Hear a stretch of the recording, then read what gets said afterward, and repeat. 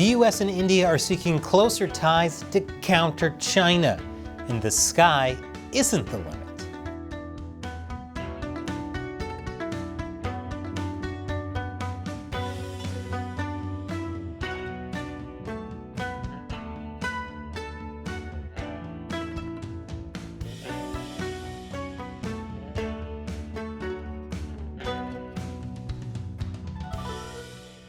Welcome to China Uncensored. I'm Chris Chappell.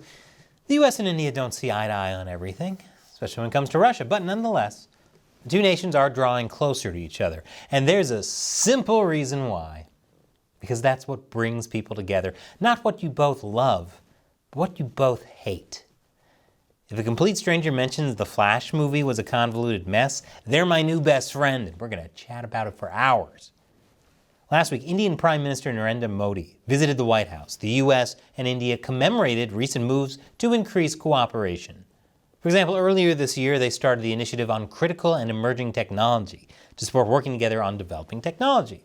Building on that, they also initiated the India-U.S. Strategic Trade Dialogue and the Roadmap for USIndia Defense Industrial Cooperation, which between the three of them could drown a small child in semi-meaningless bureaucratic jargon.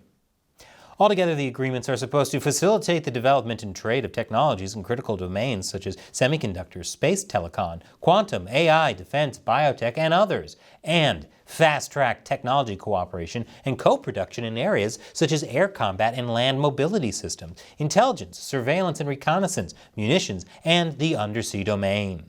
See what I mean about the bureaucratic jargon? Still, that's a lot of stuff to cooperate on. Luckily, if at any point they disagree, they can just remember what brought them together in the first place. The Beatles were wrong. Forget love, all you need is mutual hate. The U.S. benefits from this partnership because these deals help the U.S. to stop relying on China for so many things. India, meanwhile, benefits from gaining access to U.S. technology that it could only dream of having otherwise. It needs this kind of tech to catch up to China, mainly because China's been stealing it from us for decades. Already we're seeing some progress. Micron Technology, one of the world's largest chip firms, confirmed that it would invest up to $825 million in a $2.75 billion chip assembly and test facility in India.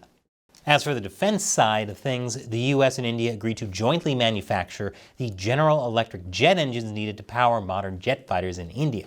This is a huge game changer for Indian defense.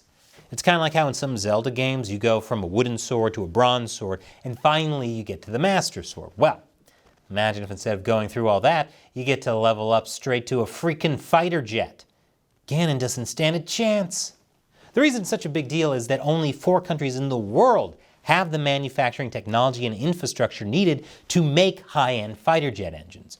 The US, the UK, France, and Russia. That's right, not China. And among those 4 countries, the U.S. fighter jet engines are the best of the best, at least according to the Heritage Foundation.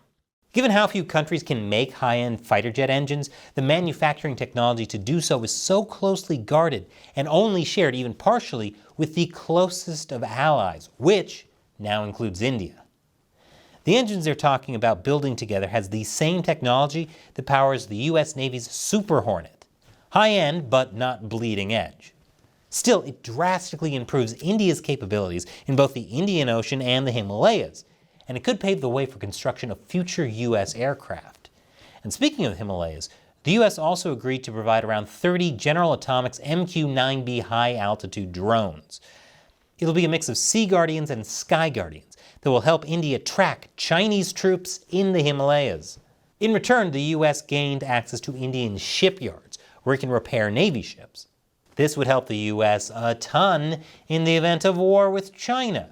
Since so many of the U.S.'s ships are so old and worn down, you'd be safer riding on something designed by OceanGate.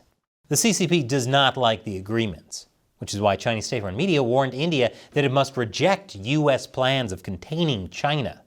Obviously, India didn't listen, and when China gets angry, you know something's right. Both the U.S. and India signed a bunch more deals to improve cooperation. But one of the more surprising deals was India's agreement to join the Artemis Accords, an American-led effort to go back to the moon and explore Mars. I guess America doesn't need to worry about India abusing human rights in space, just alien rights. That's important. I'll tell you why after this quick commercial break. Welcome back. The US and India signed a whole bunch of deals, some of them greatly boosting India's Air Force capabilities. Some would say the sky's the limit, but Modi says not even. India agreed to sign the Artemis Accords to join 26 other nations in a US-led effort to explore the moon. According to a research associate at the Council for Strategic and Defense Research, it's a very big deal, as it is a general departure from the way India managed international space treaties and negotiations. India usually prefers legally binding treaties to govern both civilian and military space activities, but the Artemis Accords isn't legally binding. Or even a treaty, it's more like a set of principles by NASA that countries can follow for exploring the moon. It's the US's way of allowing resource extraction in safety zones while getting around the Outer Space Treaty of 1967, which states that outer space, including the moon and other celestial bodies, is not subject to national appropriation by claims of sovereignty, by means of use or occupation, or by any other means, which has upset the Chinese Communist Party to no end. What do you mean we can't claim Mars? It's literally a red planet.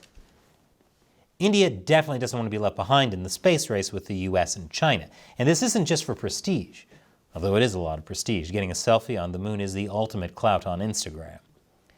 India's national security depends on it, which is why India's space priorities are shifting accordingly.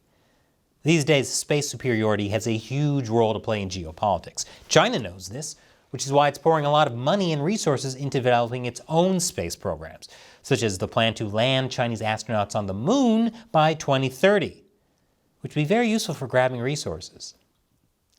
Yes, China wants to mine the moon, which would be historic, as it would be the first time in history that slaves are sent to space.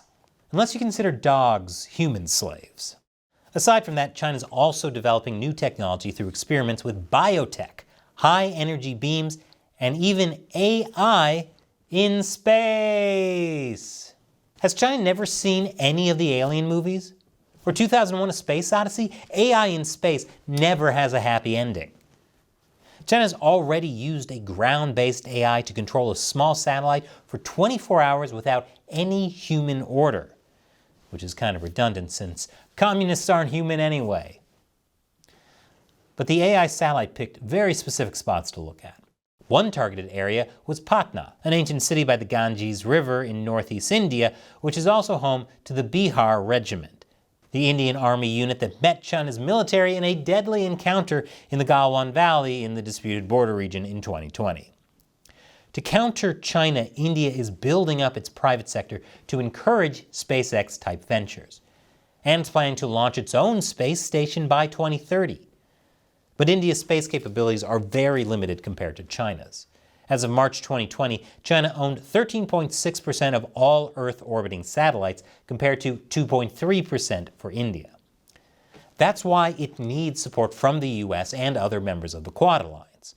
So far, India's space research organization, ISRO, has joint projects to examine Earth's ecosystem with the US using a satellite, and to send a moon rover with Japan. Space collaboration between India and Australia is minimal, but with Australian investment tapping into India's space industry, something could come out of it. These collaborations could come in handy if something goes down with China on land or in space. Australia and India are also going to work together more. What I tell you, all you need is mutual hate. And this show would not exist without support from viewers like you. Join what I call the China Uncensored 50-cent army by contributing to the show on Patreon. You'll get a bunch of cool perks, including the ability to ask me questions I'll answer on the show. Today's question comes from Frank Kirka. Accidentally, are you joking? That was in response to this recent episode about China repeatedly performing dangerous maneuvers close to U.S. forces. There is no question about it. These close shaves with U.S. ships are no accident.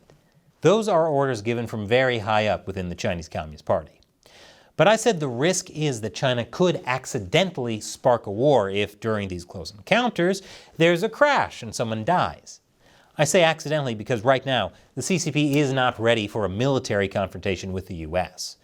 Behind the scenes, unrestricted warfare is already getting the CCP what it wants, but China is not ready for an actual fight. which is why it's rapidly building up its military. China already has a bigger navy than the U.S. So someday, a military conflict might really happen, and that will be no accident. Thanks for your question and your support, Frank, and thank you for watching. Once again, I'm Chris Chappell. See you next time.